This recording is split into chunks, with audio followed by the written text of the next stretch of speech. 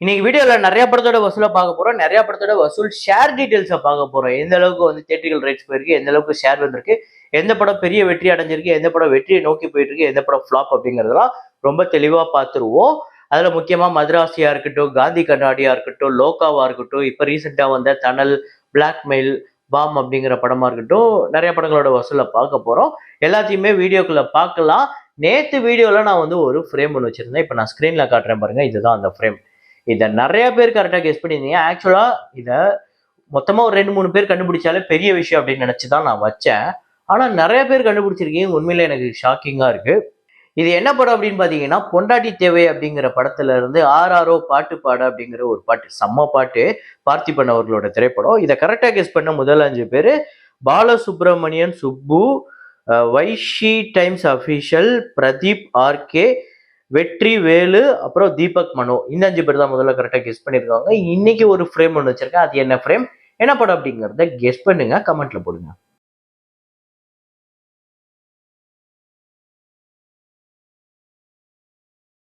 Conjuring last rights இந்த படத்தோட டே 11 இந்தியாவில் வந்து 1,15,00,000, டோட்டலா 91,91,00,000 வந்து வசூல் பண்ணிருக்கு இந்த படம். So world wide collection update ஆகல. 332 மில்லியன் US டாலர்ஸ் கிட்ட தான் இப்போதைக்கு இருக்கு. ஸோ அப்டேட் ஆனாலும் நாளைக்கு அதை இன்க்ளூட் பண்ணி சொல்றேன். டெமான் ஸ்லேயருக்குமே ஓவர்சீஸ் கலெக்ஷன் அப்டேட் ஆகல. இந்தியா கலெக்ஷனை பார்த்துருவோம். டெமான் ஸ்லேயர் டே 3 இந்தியாவில் 3,85,00,000, டோட்டலா 52,80,00,000 இந்த படம் வந்து வசூல் பண்ணியிருக்கு. இந்த 2 படங்களுமே வசூல் ரீதியா பெரிய வெற்றி படங்கள், இந்தியாலையும் சரி உலகம் முழுக்கவே. பரம் சுந்தரி அப்படிங்கிற படம் டே 18 இந்தியாவில் வந்து 25 லட்சம், உலகம் முழுக்க 31 லட்சம், டோட்டலா 60 கோடி இந்தியாலையும், உலகம் முழுக்க 82 கோடி 51 லட்சம். 60 கோடி பட்ஜெட், 35 கோடி தியேட்டரிக்கல் ரைட்ஸ், ஆல்ரெடி 43 கோடிக்கு மேல ஷேர் வந்து வசூல் ரீதியா ஒரு வெற்றி படமா அமைஞ்சிருக்கு. 123% வந்து ரெக்கவரி வந்திருக்கு. பரம் சுந்தரி ஒரு வெற்றி படம். பெங்கால் ஃபைல்ஸ் அப்படிங்கிற படம் டே 11 இந்தியாவில் வந்து 45 லட்சம், உலகம் முழுக்க 50 லட்சம், 17 கோடியே 47 லட்சம் இந்தியாலையும், 20 கோடியே 79 லட்சம் உலகம் முழுக்க, 35 கோடி பட்ஜெட், 16 கோடி தியேட்டரிக்கல் ரைட்ஸ், 11 கோடி கிட்ட தான் ஷேர் வந்திருக்கு. இப்போதைக்கு 70% தான் வந்து இந்த படம் வந்து ரெக்கவர் ஆயிருக்கு. இன்னும் இந்த படத்துக்கு ஒரு 10 கோடி கிட்ட தேவைப்படுது. அது வருமா இல்லையான்னு வரப்போற நாட்கள்ல பார்ப்போம். அப்புறம் பாகி 4 இந்த படத்தோட டே 11 இந்தியாவில் வந்து 85 லட்சம், உலகம் முழுக்க 1,05,00,000, டோட்டலா 72 கோடியே 14 லட்சம் உலகம் முழுக்க வசூல் பண்ணியிருக்கு. இந்தியாவில் மட்டுமே 60 கோடியே 64 லட்சம்.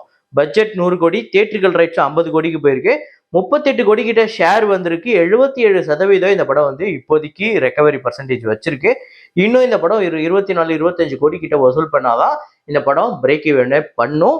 ஸோ இப்போதைக்கு 1 கோடி கிட்ட வந்துடுச்சு. வரப்போற நாட்கள்ல எப்படி பெர்ஃபார்ம் பண்ணுதுன்னு பார்ப்போம். அப்புறம் தசாவதார் அப்படிங்கிற மராத்தி திரைப்படம் டே 4 இந்தியாவில் 1,36 லட்சம், டோட்டலா 6 கோடியே 91 லட்சம், 4 கோடி பட்ஜெட், 2.5 கோடி தியேட்டரிக்கல் ரைட்ஸ், 3.5 கோடி கிட்ட இந்த படத்துக்கு ஷேர் வந்து வசூல் ரீதியா வெற்றி படம்.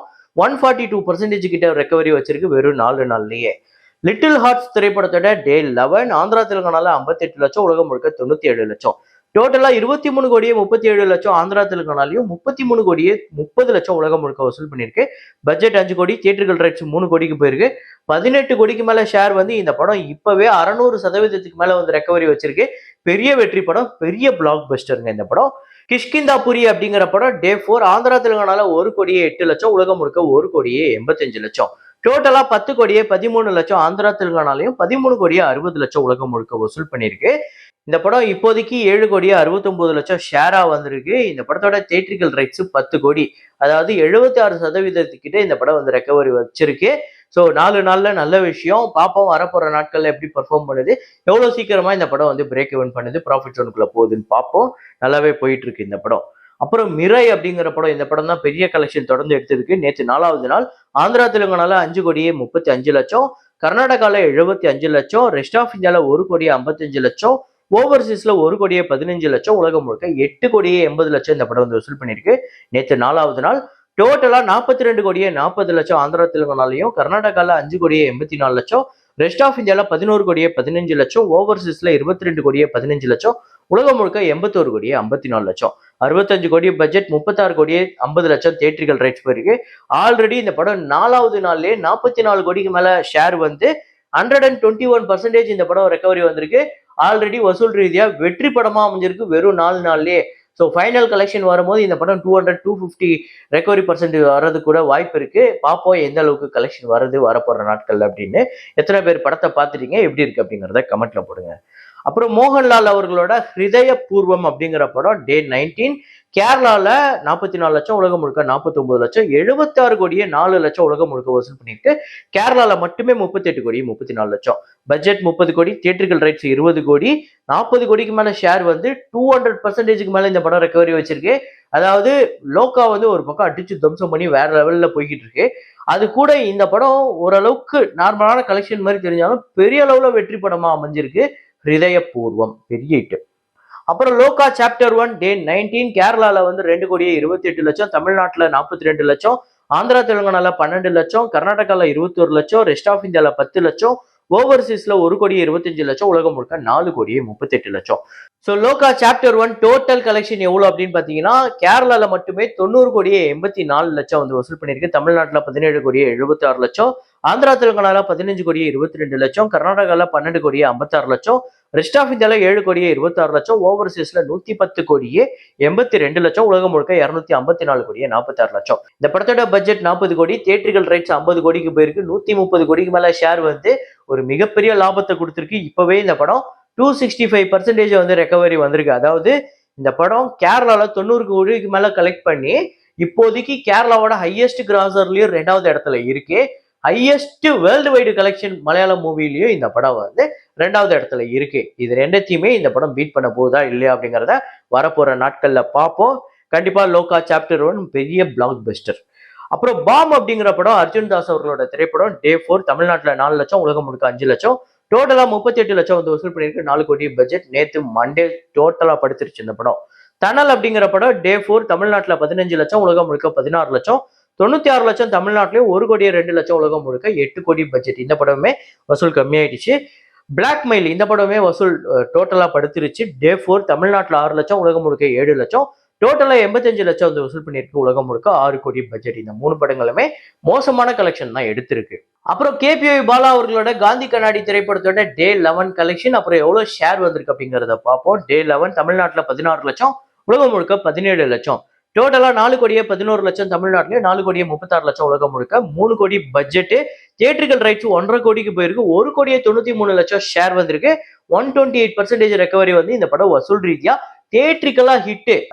இந்த படம் தியேட்ரிக்கலா எந்த அளவுக்கு வந்து ரெக்கவரி வச்சிருக்கோ அது வந்து கண்டிப்பா அதை மெயின்டைன் பண்ணணும். இன்னும் பெரிய அளவுல ஷேர் வந்தது அப்படின்னா ப்ரொடியூசருக்கு உண்மையிலே ஒரு நல்ல லாபகரமான படமா அமையும்.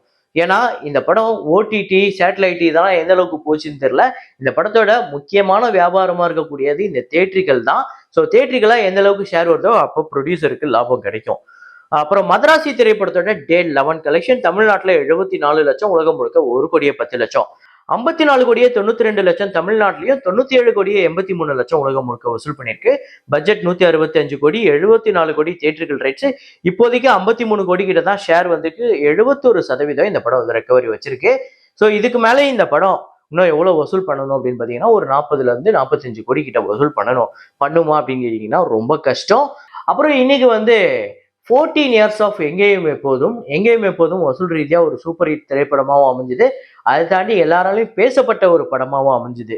ஸோ இந்த படத்தோட பட்ஜெட் வந்து 5 கோடி, 12 கோடியே 50 லட்சம் தமிழ்நாட்டிலையும், ஆந்திரால 2 கோடியே 20 லட்சம், ரெஸ்ட் ஆஃப் இந்தியால 3 கோடியே 75 லட்சம், ஓவர்சீஸ்ல ஒரு 75 லட்சம், உலகம் முழுக்க 19 கோடியே 20 லட்சம் வந்து வசூல் பண்ணிருக்கு. 10 கோடிக்கு மேல ஷேர் வந்து வசூல் ரீதியா ஒரு சூப்பர் ஹிட் பிளாக் பஸ்டர் அப்படின்னு சொல்லலாம். இந்த படம் உங்க எத்தனை பேருக்கு ஃபேவரட் அப்படிங்கிறத கமெண்ட்ல போடுங்க. இதே மாதிரி ஒரு வீடியோல இதே மாதிரி கலெக்ஷன் ரிப்போர்ட்ல மீண்டும் நான் உங்களை சந்திக்கிறேன். Signing off Rahman.